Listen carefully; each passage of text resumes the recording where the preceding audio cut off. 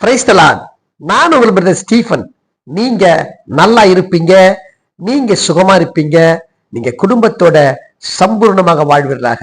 ஆண்டவரும் அருமை போதகர் ரட்சகருமான இயேசு கிறிஸ்துடைய இனிய நாமத்தினாலே, கர்த்தருடைய நாமத்தினாலே நான் உங்களை ஆசீர்வதிக்கிறேன். நீங்கள் தொடர்ந்து சந்ததி சந்ததிகளாக, பேர் பேராக, குடும்பம் குடும்பமாக கர்த்தருக்குள் ஆசீர்வாதமாக இருப்பீர்களாக. அல்லேலூயா. தேவனுக்கு பிரியமான சொந்த ஜனங்கள், இந்த நாளிலே கூட சங்கீதம் 16 சங்கீதம் 8 நாம் தியானிக்கலாம். சங்கீதம் 16 8 நாம் தியானிக்கலாம்.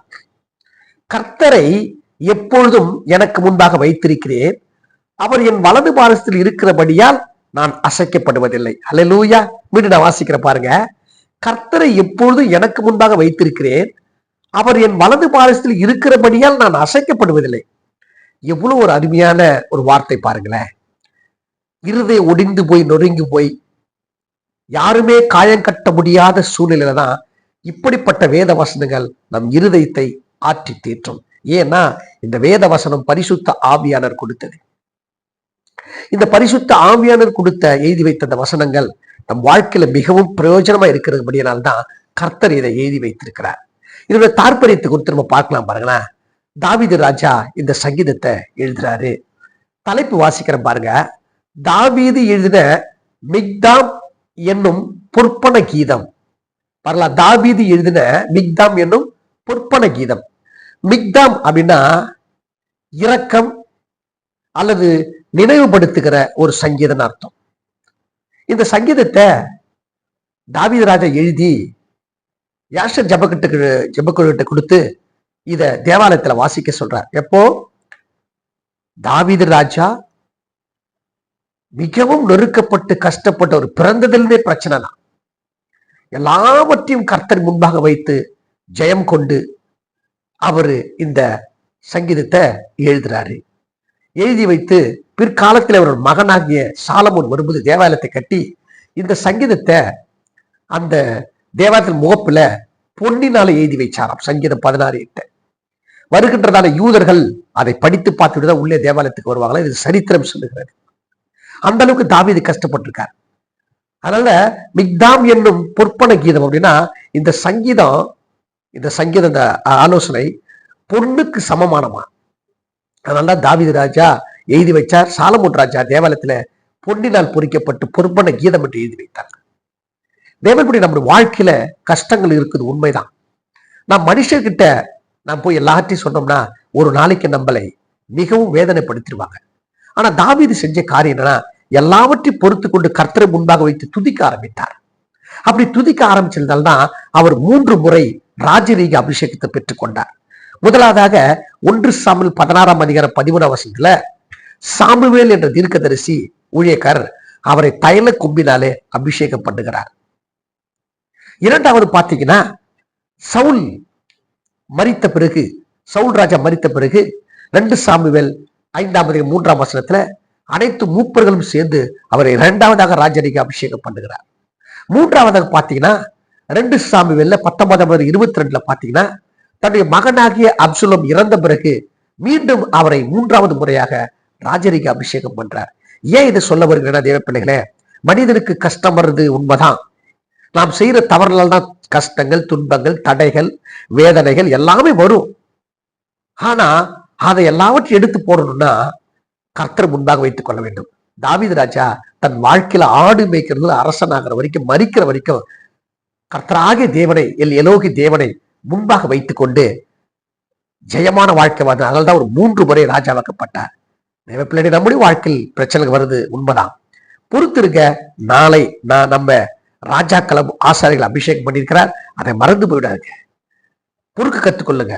ராஜாவாகவும் ஆசாரியர் அபிஷேகம் பண்ண அந்த தேவனை முன்பாக வைத்து வாழ்க்கையை தொடரலாம். அல்லேலூயா. நல்லா கவனிங்களேன். அதாவது இங்க சொல்ற கர்த்தர் எப்பொழுதும் எனக்கு முன்பாக. எவ்வளவு பெரிய விஷயம் கவனிச்சு பாத்தீங்களா? வானத்தையும் பூமியை உண்டாக்குற யாவே தெய்வத்தை முன்பாக வைத்துக் கொண்டு அவன் துதிக்க ஆரம்பித்தானா. அப்ப யாவை இறங்கி வந்துட்டாரா? இல்லைங்க. அவருடைய பார்வையில, அவருடைய பிரசன்னத்தை, அவருடைய நினைவுகளை முன்பாக வைத்துக் கொண்டு கர்த்தர் என்னை பார்க்கிறார், கர்த்தர் என்னை நடத்துகிறார், கர்த்தர் பரலோகத்தினர் பார்க்கிறான்னு சொல்லி தாவீது தன் வாழ்க்கையை தொடர்ந்தார்.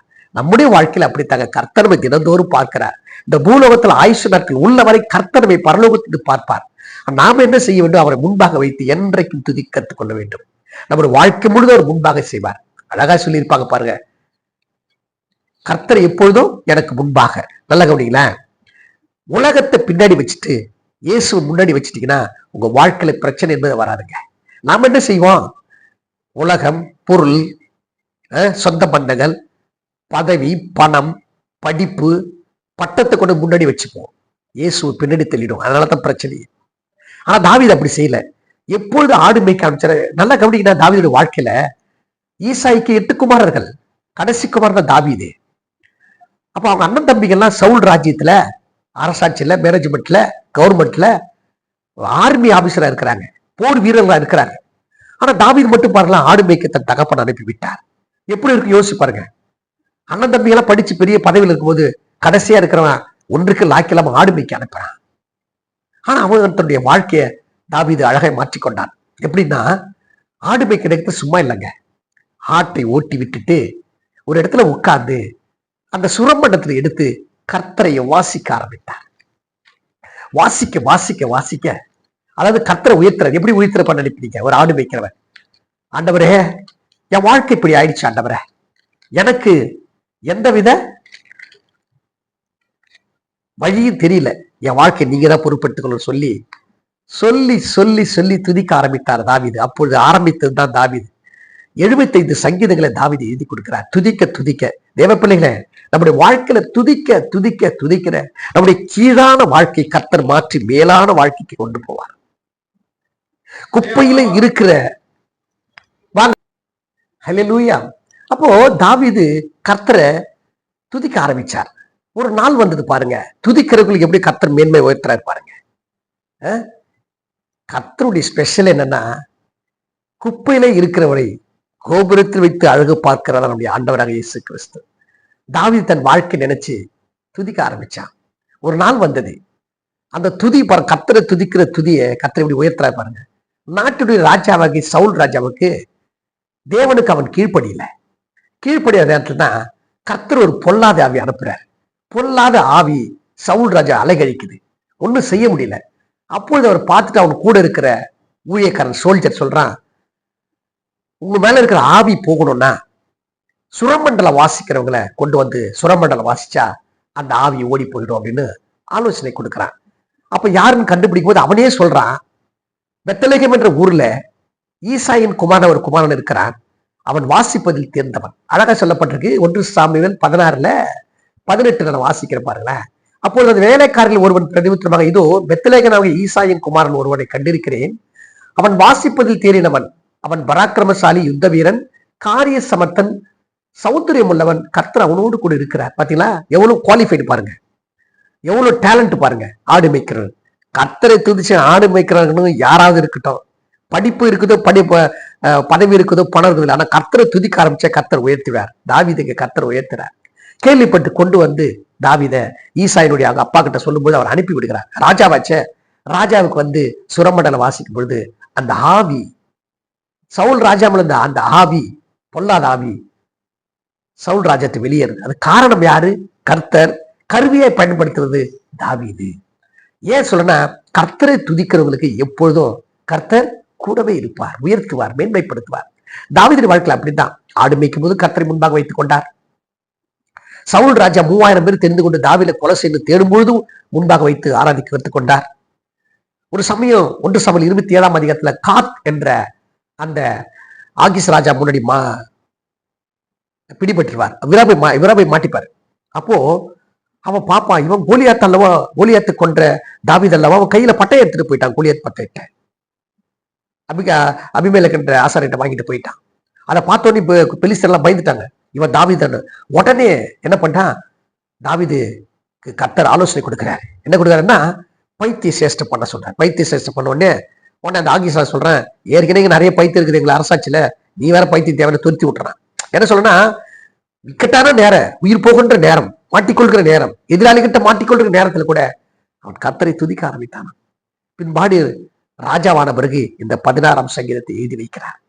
நல்லது பிரியமானவர்களே, அப்ப கர்த்தரை துதி கத்துக்கணும். வானத்தை பூமி உண்டாக்கின கர்த்தரை நம்ம வாழ்க்கையில முன்னாடி வைத்து அவரை ஆராதிக்க கத்துக்கொள்ள வேண்டும். சரி, வேதத்துல பாருங்க சொல்றாங்க பாருங்கள, 3 காரியம் சொல்றாங்க அந்த சங்கீதம் 16ல. கர்த்தரை எப்பொழுதும், அதுதான் மிக முக்கியம், எப்பொழுதும். அங்க ஒரு வசனம் பாருங்களேன், கர்த்தரை எப்பொழுது எனக்கு முன்பாக வைத்திருக்கிறேன். சந்தோஷம் வந்தா கர்த்தரை ஆராதிப்பது கிடையாது, துன்பமான நேரத்திலும் கர்த்தரை ஆராதிக்கணும். இக்கட்டான நேரத்துல ஒரு விஷயத்துல மாற முடியல, வெளியில வர முடியல, அதை விட்டு வெளியே வர முடியல, ஒரு சில விஷயங்கள் இருக்கலாம். அப்படிப்பட்ட நேரத்திலும் கர்த்தரை துதிக்க வேண்டும். பணம் இல்லாத நேரத்துல கர்த்தரை துதிக்கணும், வியாதி நேரத்துல கர்த்தரை துதிக்கணும், சந்தோஷ நேரத்துல கர்த்தரை துதிக்கணும். அப்படி துதிக்கணும், நம்ம முன்னாடி வைத்துக் கொள்ளணும் கர்த்தரை. தாவீது அப்படித்தான் செய்தார். நம்முடைய வாழ்க்கையில அப்படி செய்து பிறகு கர்த்தர் ஆசீர்வதிப்பார். 2வது அங்க சொல்றாங்க எப்பொழுதும் அப்படின்னு என்ன அர்த்தம்னா, தேவன் அவருடைய சாயலை நம்மளை படைத்து, ஒரு மனிதனை படைத்து, அந்த மனுஷனுக்கு பூலோகத்தில் வாழ்வதற்கு ஆயுசு நாட்களை கொடுத்திருக்கிறார். சங்கீதம் 90:10 நீங்க வாசித்து பாருங்கள். மனுஷனுடைய ஆயுசு நாட்கள் 70, அவன் பலத்தின் மிகுதினால் 80. அப்போ ஒரு மனுஷனுடைய ஆயுசு நாட்கள் 70, 80. அந்த 70-80 வயசு வரைக்கும் ஆயுசு நாள் உள்ள வரை சொல்றாங்க பாருங்க, எப்பொழுதுமே ஆயுசு நாள் உள்ள வரை கர்த்தரை முன்பாக வைத்து துதி கத்துக்கொள்ளணும். அப்பொழுது நாமும் நம் பிள்ளைகளும் சந்ததிகளும் நாம் கையிட்டு செய்கிற அத்தனை வேலையும் கர்த்தர் ஆசீர்வதித்துக் கொடுப்பார். அல்லேலூயா. 2வது ஒரு காரியத்தை அங்க பாக்குற பாருங்களேன், அவர் என் வலது பாரசில் இருக்கிறபடியா நான் அசைக்கப்படுவதில்லை. இதான் மிக முக்கியம். கர்த்தரை முன்பாக வச்சுட்டீங்கன்னா நம்மளை எந்த சத்துரும் தொடர்றதில்லை. அது ஆபீஸா இருக்கட்டும், அது குடும்பமா இருக்கட்டும், சொத்து பிரச்சனையா இருக்கட்டும், நில பிரச்சனையா இருக்கட்டும், எந்த பிரச்சனாலும் அவர் நம் வலது பாரசில் இருக்கிறபடியா நம்மளை அசைக்கப்பட்டு போக மாட்டோம். இது இந்த வசனம் எதை குறிக்குதுன்னா, ஆண்டவராக இயேசு கிறிஸ்து குறித்து தீர்க்கதரிசன வசனங்கள். தேவன் அவரோடு கூட இருந்தபடியினால அவர் ஊழியம் செஞ்சார், மரித்தார், உயிரோடு எழுந்தார், சுவிசேஷத்தை அறிவித்தார், பரலோக ராஜ்யத்து காரியங்களை செய்தார், பிசாசுகளை துரத்தினார், மரித்தவர்களை உயிரோடு எழுப்பினார், நம்முடைய பாவத்துக்காக மரித்தார், 3ஆம் நாள் உயிரோடு எழுந்து பிதாவின் வலது பாரசில் இன்று வரை உட்கார்ந்து கொண்டிருக்கிறார். அப்படியாக தான் நம்மளையும் கர்த்தர் எதிர்பார்க்கிறார். என் பிள்ளை என்ன துதிக்கணும், ஏன்னா அவன் வலது பாரசில் இருப்பேன். அல்லேலூயா. லூக்கா டாக்டர் எழுதும்போது அப்போஸ்தலர்கள் இவ்விதமாய் குறிப்பிடுகிறார். இந்த 16ஆம் சங்கீதத்தை இயேசு கிறிஸ்து தீர்க்கதரிசனத்தை அங்கே குறிப்பிடுகிறார். தேவ பிள்ளை, நாம் அனைவரும் தேவனுடைய சாயல் என்று சொல்லி நம்ம பார்க்கிறோம். ரோமர் 8ல வாசிக்கிறோம் இல்லையா, முதல்ல இயேசு கிறிஸ்து முதன் பேரான, மற்ற நாம் எல்லாம் அவருக்கு பிள்ளைகள். இயேசு கிறிஸ்து சகோதரர்கள், தேவனுக்கு பிள்ளைகள், தேவனுக்கு பிரியமானவர்களே. அப்படி இருக்கிற நாம இயேசு எப்படி முன்பாக வைத்து கர்த்தரை துதித்தாரோ, ஜெயம் பெற்றாரோ, தாவீது எப்படி முன்பாக கர்த்தரை வைத்து 3 முறை ராஜாவாக்கிறாரோ, அதே போல் நம்முடைய வாழ்க்கையில கர்த்தரை முன்பாக வைக்கும், ஜெயம் கொள்ளும், ஜெயமான வாழ்க்கை வாழ்வோம். அல்லேலூயா. தொடர்ந்து இதனுடைய 2வது பகுதியை தேவன் தாமே நாம் அடுத்த நாள் பார்க்கலாம். கர்த்தர் உங்களை ஆசீர்வதிப்பாராக. நம்முடைய வாழ்க்கையில எல்லா நேரத்திலும் இக்கட்டான நேரம், வேதனையான நேரம், சோர்வான நேரம், மனம் உடைந்து அருந்து போகிற நேரம், எல்லா நேரத்திலும் கர்த்தரை முன்பாக வைத்துக் கொள்ளலாம். எந்த பிரச்சனை, வியாதியா இருக்கலாம், பிரச்சனை இருக்கு, கடன் பிரச்சனை இருக்கலாம், கர்த்தரை முன்பாக வச்சுன்னா அந்த கடன் பிரச்சனை நம்மளுக்கு வராது. அவரை தாண்டி தான் நம்ம கிட்ட வரணும். அல்லேலூயா, அல்லேலூயா. எனவே நம்முடைய வாழ்க்கையில் எந்த பிரச்சனை இருக்குதோ அது இருக்கதான் செய்யும். ஆனா கர்த்தரை முன்பாக வச்சுட்டீங்கன்னா, நம்ம முன்பாக வச்சுட்டு வாழ்க்கை நடத்தி கொண்டு போனா அவர் நம்முடைய வாழ்க்கை நடத்துவார். அவர் முன்னாடி போவார். அவருக்கு முன்னாடி எது வரும், எதுவே வராது. அவருக்கு முன்னாடி பாவம் வராது, அவருக்கு முன்னாடி சாபம் வராது, அவருக்கு முன்னாடி வியாதி வராது, அவருக்கு முன்பாக பலவீனம் வராது, எதுவுமே வராது. அதெல்லாம் நம்ம நோக்கி வருமா? ஆனா அவர் முன்பாக இருக்கிறதுனால அவரை தாண்டி நம்மிடத்தில் வரப்போறதில்ல. அதாவது தாவீது அழகா எழுதி வைக்கிற, கர்த்தரை எப்பொழுது எனக்கு முன்பாக வைத்துக் கொண்டேன், அவர் என் வலது பாரசில் இருக்கிறபடியினால் நான் அசைக்கப்பட்டு போவதில்லை. எவ்வளவு அழகான வசனம் பாருங்களேன். அப்ப நம்ம என்ன செய்யணும், உயிருள்ள நாட்களுக்கு என்ன செய்யணும்? சங்கீதத்துல 25ஆம் சங்கீதம் 15 விதமாய் சொல்லுகிறது, என் கண்கள் எப்பொழுதும் கர்த்தரை நோக்கி கொண்டிருக்கிறது, அவரே என் கால்களை வலைக்கு நீங்களாக்க. நம்ம பார்க்க வேண்டிய காரணம் கர்த்தரையே பார்க்கணும். ஏன்னா அவர் தான் நம்மளை என்றென்று பார்க்கிறார். 121ஆம் சங்கீதத்துல அழகாய் ஆசாபின் சங்கீதம் எழுதுது பாருங்களேன். ஆசாபின் சங்கீதத்துல தெளிவா சொல்ல போகுது, அழகா தெளிவா சொல்றாரு. ஆசாப் எழுதுறாரு பாருங்க. 121ஆம் சங்கீதத்துல நான் வாசிக்கிறேன் பாருங்க, 5 வாசிக்கிறேன். கர்த்தர் உன்னை காக்கிறவர், கர்த்தர் உன் வலது பக்கத்திலே உனக்கு நேரா இருக்கிறார். இல்லையா, இவர் வித்தியாசமா எழுதுறாரு பாருங்களேன். வலது பக்கத்துல இருக்கணும்னா நம்ம முன்னாடி வைக்கணும். கர்த்தரை முன்னாடி வச்சாதான் என்றைக்கு வலது பக்கம் இடது பக்கம் நம்ம யாரும் தொடாத அளவுக்கு கர்த்தர் நம்மை பாதுகாப்பார். அப்படி வலது பக்கத்துல இருக்கிறதுனால அவர் சும்மா இருப்பார்ல, அவர் தூங்கவே மாட்டார். அங்க சொல்றாங்க 121 சங்கீதத்துல சொல்றாரு பாருங்க, இதோ இஸ்ரவேலை காக்கிறவர் உறங்குவதுமில்லை, தூங்குவதுமில்லை. 4ஆம் வசனம். அப்படி உறங்காம தூங்க நம்மளையே பார்த்து கொடுத்ததுனால நம்மளுக்கு எவ்வளவு பேர் பாதுகாப்பார்ல. 6ஆம் வசனத்துல பகலிலே வெயிலாகிலும் இரவிலே நிழலாகிலும் உன்னை சேதப்படுத்துவதில்லை. தேவ பிள்ளைகளே, கர்த்தரை முன்பாக வைத்து ஆராதிக்க கற்றுக்கொள்ளுங்கள். அவர் வலது பக்கத்திலே நிற்பார். பகலிலே இரவிலாலும் இரவிலும் உள்ள யாருமே சேதப்படுத்த முடியாது. இயற்கை சாதனங்களை தொட முடியாது. எந்த பிரச்சனையும் வராதுன்னு 126 சங்கீதத்துல ஆரோகண சங்கீதத்துல எதாவது அது அழகா எழுதி நம்ம கையில கொடுக்கிறது. அல்லேலூயா.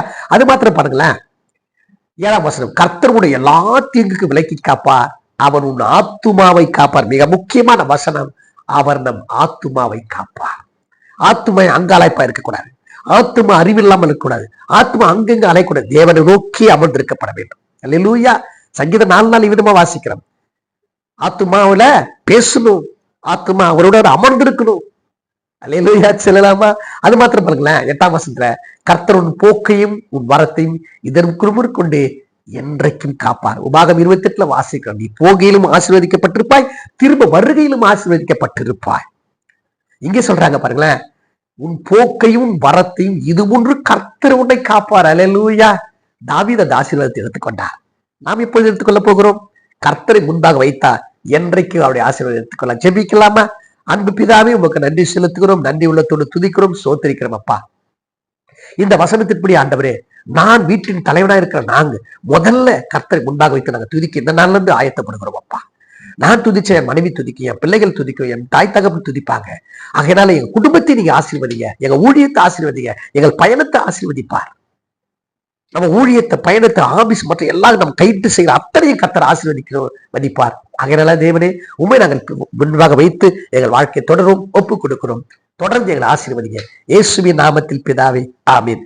God bless you. Praise the Lord.